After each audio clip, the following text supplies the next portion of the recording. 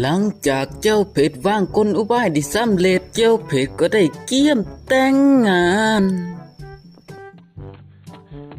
ส่วนเจ้าหญิงกำลังไปครับ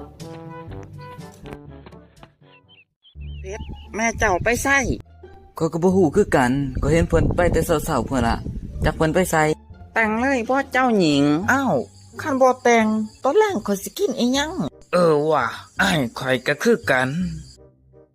อุ๊ยเจ้าหญิงข่อยเขินเจ้าเพชรก็เขินคือกันเอาเร็วเมื่อเจ้าหญิงฮาลายแต่งงานกับเจ้าชายสำเร็จแล้ว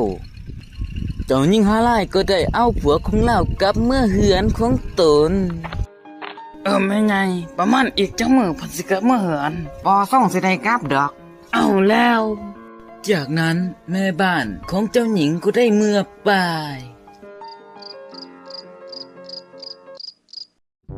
แม่ครับเจ้าไปใส่มากคือมาสตาร์แท้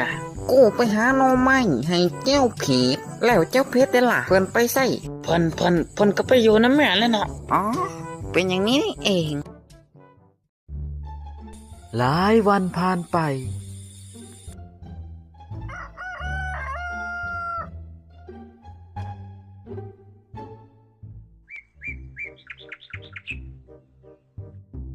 มา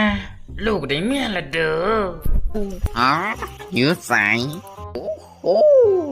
แม่สิมีลูกไผ่เฮ็ดเวียกช่วยแม่ละเว้ยเดี๋ยวก่อนนะท่านแม่พวกเรา2 คนมาที่นี้เพื่ออำลาจากท่านแม่ตั้งหากเราว้า